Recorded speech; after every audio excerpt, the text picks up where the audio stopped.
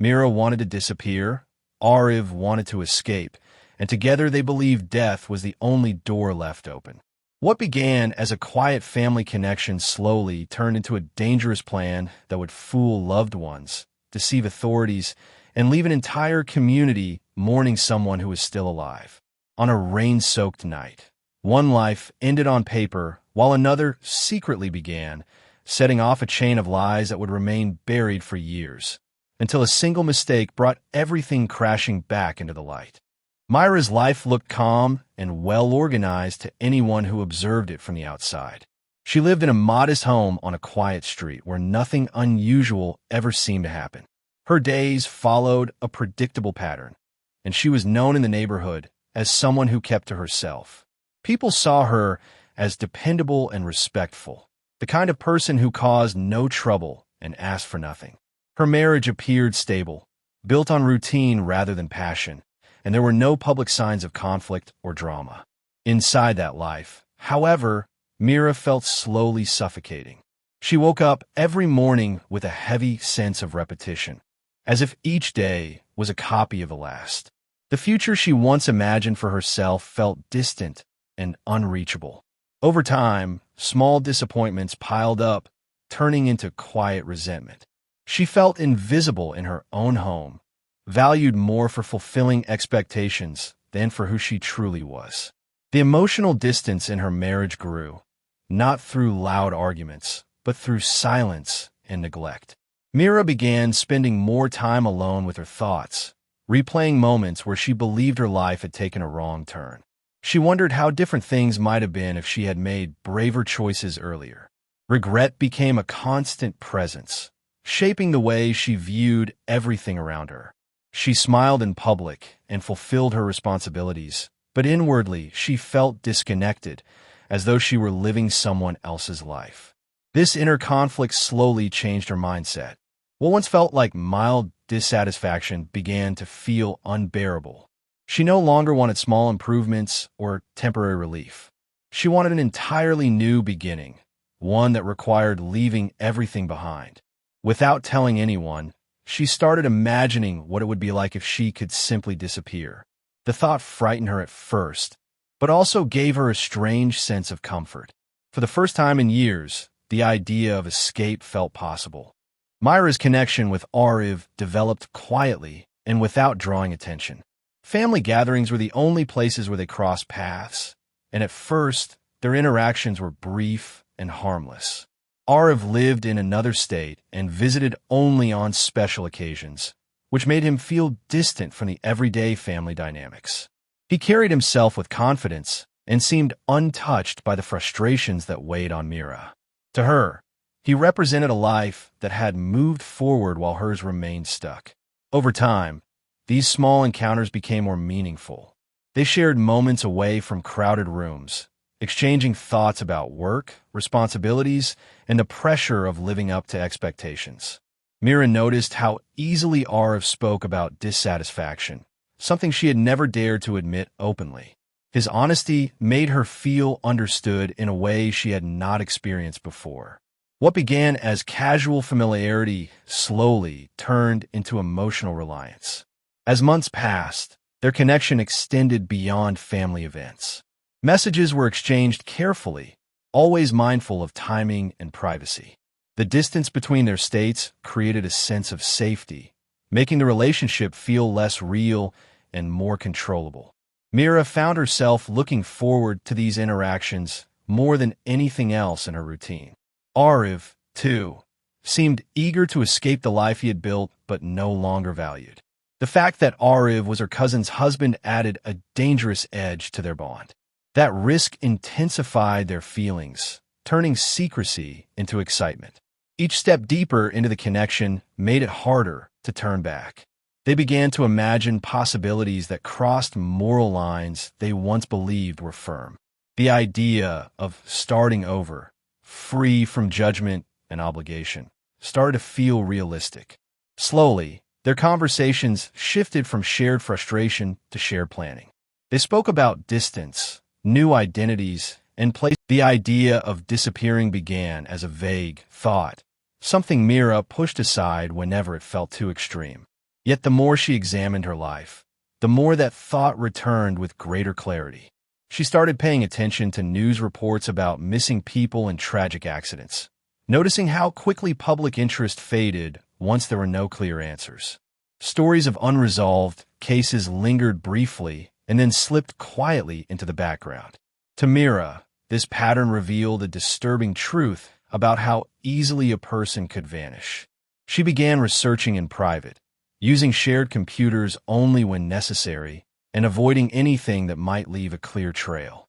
She read about accidental deaths where bodies were never recovered and how authorities eventually closed those cases. Each detail added to her understanding of what made a disappearance believable. She learned that chaos, water, and poor visibility were often enough to erase certainty. The planning gave her a sense of control she had been missing for years. As her research deepened, Mira started imagining how her own life could fit into such a scenario.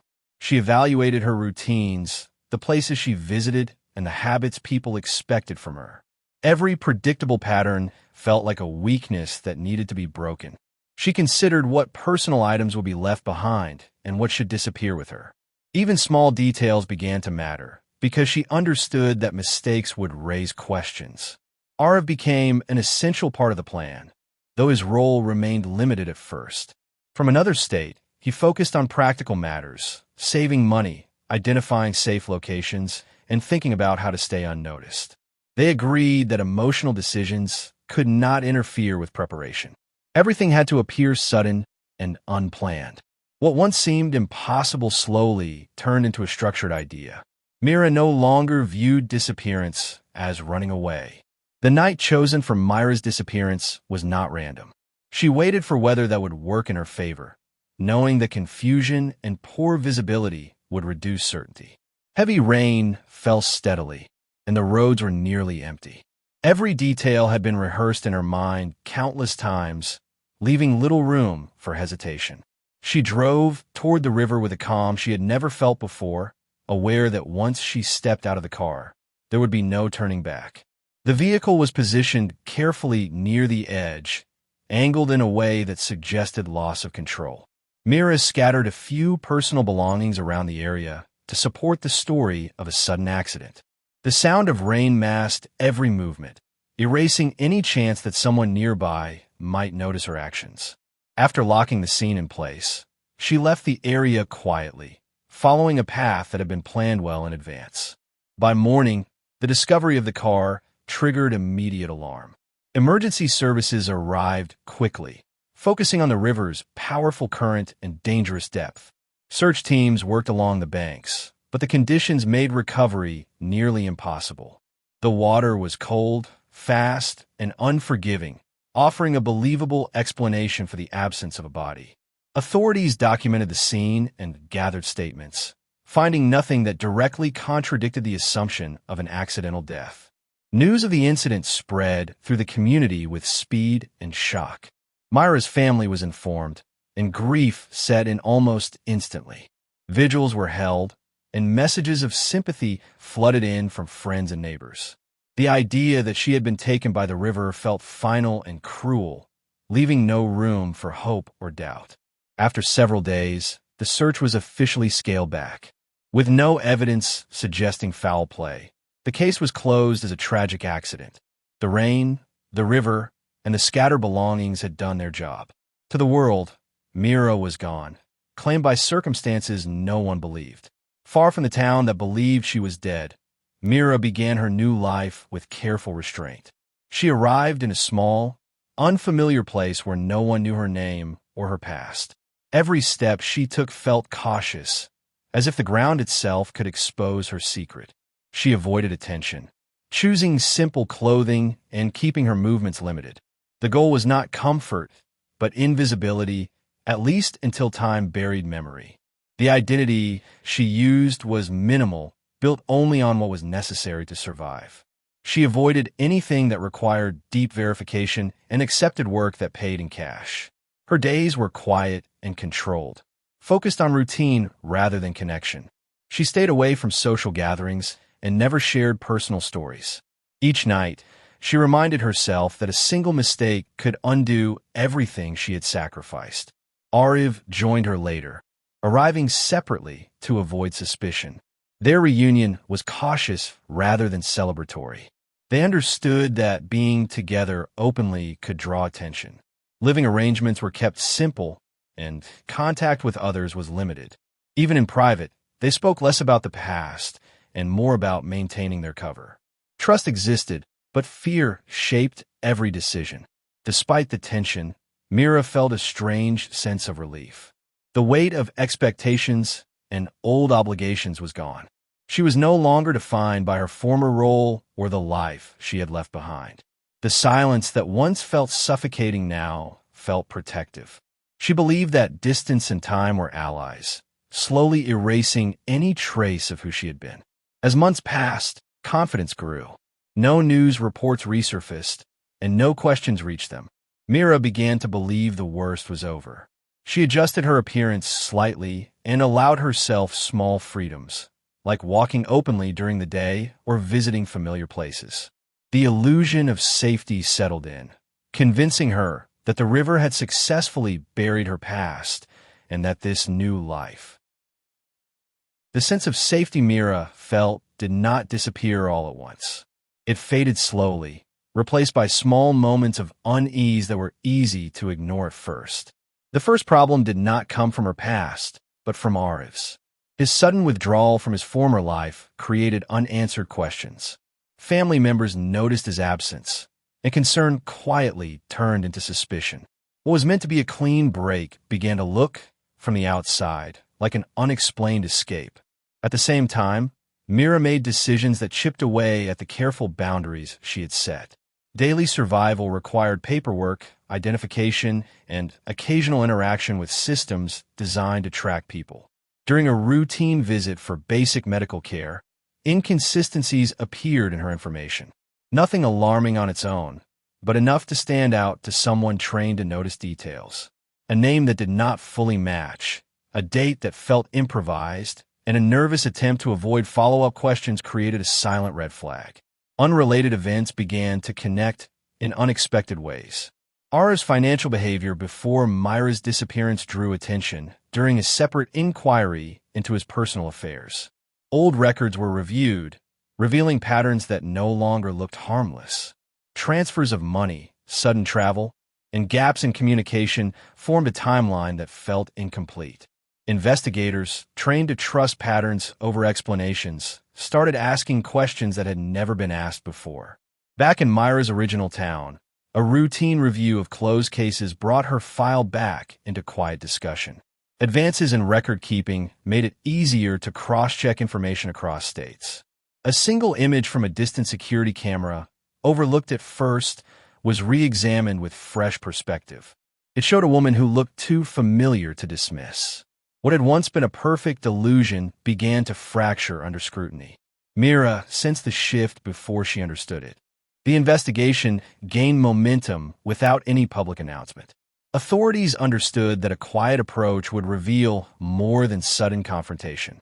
Records from different states were compared, uncovering overlaps that could no longer be dismissed as coincidence. Travel data, financial activity, and administrative documents pointed toward a narrow range of locations. The woman believed to have drowned was beginning to reappear on paper, piece by piece. As the evidence grew, the original accident scene was revisited with fresh eyes. Details once accepted without question were now reconsidered. The placement of the car, the condition of the interior, and the pattern of the scattered belongings suggested intention rather than chaos. What had seemed like the result of bad weather started to resemble careful staging. Investigators realized that the absence of a body was not just unfortunate, but convenient. Ara became the next focus. His movements before and after the disappearance were mapped in detail. Communication records showed gaps that aligned too closely with Myra's timeline. Financial support that had once seemed routine now appeared strategic. The connection between the two, once hidden behind family relationships, was impossible to ignore. What was framed as coincidence transformed into coordination. Surveillance in the new state confirmed what documents suggested. The woman living under a different name displayed habits, features, and patterns that matched Myra's past. Observations were made over time to eliminate doubt. When the final comparison was completed, the conclusion was unavoidable. The death that had been mourned was a lie. The truth emerged slowly but firmly. Each piece of evidence reinforced the next, creating a complete picture of deception.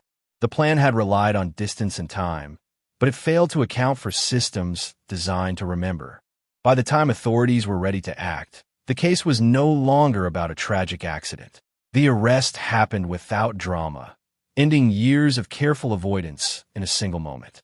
Myra's new identity offered no protection once the evidence was complete. Authorities moved quickly, ensuring there was no chance for another disappearance. The news spread rapidly, shocking both the town she once lived in and the one where she tried to begin again. The woman who had been mourned was suddenly alive, and the truth felt more painful than her supposed death. For her family, grief turned into disbelief and anger. They had endured years of loss, holding memorials and accepting an ending that never truly existed. Learning that it had all been a lie left deep emotional scars. Trust was shattered, not only in Mira, but in the idea that they had ever truly known her. The memory of her death now carried a different kind of weight, one filled with betrayal instead of sorrow. Ariv's involvement was fully exposed during the investigation. His role in helping Mira escape erased any chance of sympathy. Legal consequences followed swiftly, turning their shared dream into shared punishment. The life they planned in secrecy collapsed under public scrutiny and court records. Everything they tried to hide became permanent documentation. The case drew widespread attention, not because of violence, but because of the deception involved. It became a reminder that disappearing does not mean freedom. Systems designed to protect and remember eventually uncover even the most patient lies. Myra's attempt to rewrite her life only deepened the damage left behind. In the end, the new life she fought so hard to build vanished as completely as the old one she abandoned. What remained was a cautionary story about choice and consequence. Time may delay the truth, but it never erases it. The past does not stay buried forever, and no escape lasts when it is built on betrayal.